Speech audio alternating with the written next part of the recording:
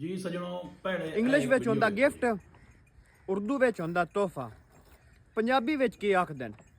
ਸਾਰੇ ਪੰਜਾਬੀ ਸੰਗੀਤ ਦੱਸੋ ਜੀ। ਤੁਸੀਂ ਵੀਡੀਓ ਵੇਖੀ, ਉਹਦਾ ਸਪਾਈ ਦਾ ਸਵਾਲ ਇਹ ਆ ਕਿ ਤੋਹਫੇ ਨੂੰ ਪੰਜਾਬੀ ਵਿੱਚ ਕੀ ਆਖਦੇ ਨੇ। ਵੈਸੇ ਤਾਂ ਬਹੁਤ ਸਾਰੇ ਨਾਂ ਚੁੱਕੇ ਦਿੱਤੇ ਜਾਂਦੇ ਨੇ, ਕੁਝ ਲੋਕ ਇਹਨੂੰ ਸੌਗਾਤ ਵੀ ਉਸ ਦੇ ਕਮੈਂਟ ਥੱਲੇ ਲਿਖਿਆ ਹੋਇਆ, ਲੇਕਿਨ ਸੌਗਾਤ ਨਹੀਂ ਹੈ।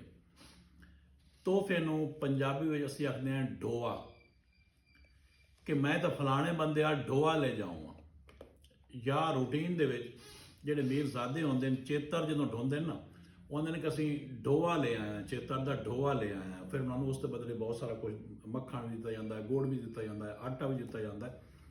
ਸੋ ਅੱਗੇ ਉਦੋਂ ਮੈਂ ਦੱਸਿਆ ਹੈ ਕਿ ਮੇਜ਼ਬਾਨ ਨੂੰ ਪੰਜਾਬੀ 'ਚ ਕੀ ਆਉਂਦੇ ਨੇ। ਮੁੜ ਮੈਂ ਦੱਸਦਾ ਮਜਮਾਨ, ਕਿਉਂਕਿ ਇਹ ਸਵਾਲ ਨਾ ਬਾਰ-ਬਾਰ ਪੁੱਛੇ ਜਾ ਰਹੇ ਨੇ। ਮੇਜ਼ਬਾਨ ਨੂੰ ਪੰਜਾਬੀ 'ਚ ਮਜਮਾਨ ਆਉਂਦੇ ਨੇ, ਤੇ ਤੋਹਫੇ ਨੂੰ ਪੰਜਾਬੀ 'ਚ ਢੋਆ ਆਖਿਆ ਜਾਂਦਾ ਹੈ। ਹੋਰ ਵੀ ਨਾ ਉਸ ਨੇ, ਲੇਕਿਨ ਸਾਡੇ ਇਲਾਕੇ ਦੇ ਵਿੱਚ ਇਸ ਨੂੰ ਢੋਆ ਹੀ ਆਖਿਆ ਜਾਂਦਾ ਹੈ। ਮੇਰੇ ਖਿਆਲ ਇਹ ਗੱਲ ਦੀ ਤੁਹਾਨੂੰ ਸਮਝ ਆ ਗਈ ਉਸੀ। ਕੁਛ ਸਾਡੇ ਪੰਜਾਬੀ ਪਿਆਰੇ ਨੇ ਇਸ ਵਜ੍ਹਾ ਤੋਂ ਅੱਛਾ ਹੋ ਜਾਂਦਾ ਹੈ ਕਿ ਸੋਸ਼ਲ ਮੀਡੀਆ ਤੇ ਕੋਈ ਕੁਐਸਚਨ ਪੁੱਛ ਹੀ ਰੱਖਦੇ ਨੇ, ਤੇ ਫਿਰ ਇਸ ਦਾ ਉਹਨਾਂ ਲੋਕਾਂ ਨੂੰ ਵੀ ਪਤਾ ਚੱਲ ਜਾਂਦਾ ਹੈ ਜਿਹੜੇ ਨਾ ਉਹ ਪਹਿਲੇ ਨਹੀਂ ਪਤਾ ਹੁੰਦਾ। ਤੁਹਾਨੂੰ ਸਾਰਿਆਂ ਨੂੰ ਸਮਝ ਆ ਗਈ ਉਸੀ। ਵੀਡੀਓ ਚੰਗੀ ਲੱਗੇ ਤਾਂ ਲਾਈਕ, ਫਾਲੋ, ਸ਼ੇਅਰ ਤੇ ਫਾਰਵਰਡ ਕਰ ਦਿਓ। ਬਹੁਤ ਸ਼ੁਕਰੀਆ ਜੀ।